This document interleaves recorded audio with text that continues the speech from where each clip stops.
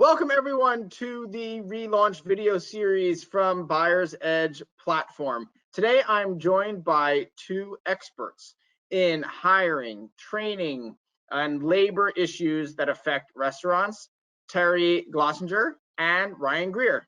Let's start with staffing. What recommendations might you have, Terry, for how a restaurant should plan for the staffing needs that they'll come across as they reopen their restaurants?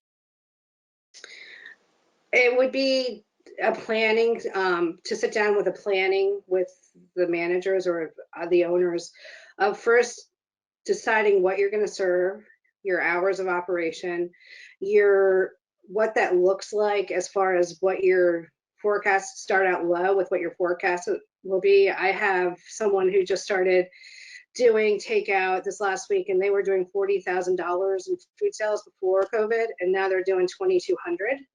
So start out very, very small. I would, with your game plan, count on cross training and put that in the beginning of every person with every job to designate the stations. Ryan, what do you see as the sort of top guidelines that restaurants should keep in mind as they plan on restaffing their operations?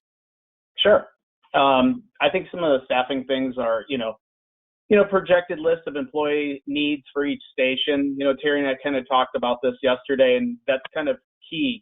People are doing cross things where they're, the cook is actually bringing up the order, and, he needs to learn how to take money over the phone. I actually went out, I picked up some food on Saturday, which made me think about this.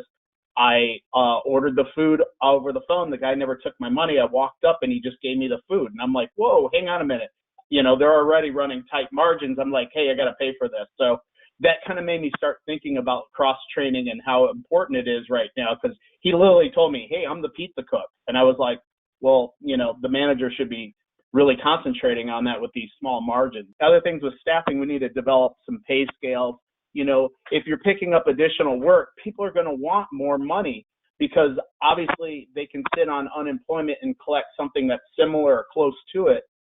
Or, if they're the cook and now the server running food or a delivery driver, that's a whole different role. It might have a different pay scale to it. Other thing is, prepare and rehire salary agreements with new job responsibilities. What's the kind of standard guideline of how many kind of human hours a restaurant's going to need to meet demand? Same concepts, but different areas have different needs depending on how they're starting up and how much traffic they're getting.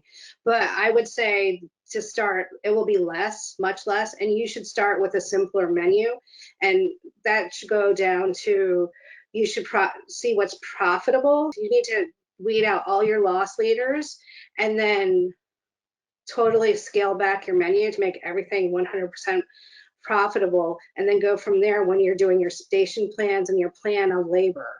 So I would say that you're probably going to start out with about 20% of what your regular labor is to start out with.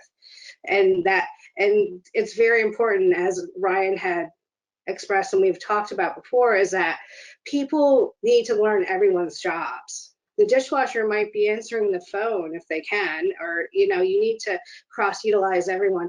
What are some special considerations that restaurants should make for hiring right now? I'm hearing this from some of my other clients, what they're doing, and I'm kind of just going to echo that. They've taken their staff and looked at their core staff and broke them up in A, B, C, and D players. And they're just really this is a time where they're honestly, getting rid of the C and D players, keeping their A and B players, and then really kind of looking for those qualities in the people that they're trying to interview right now.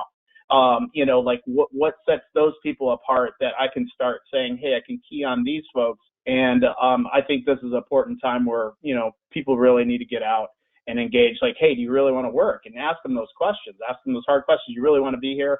Is this something you see yourself, in the future of working with us after this gets going? So a good question to ask someone is like, where do you see yourself in like 18 months? I would say that hungry to learn and to develop themselves and develop into our business.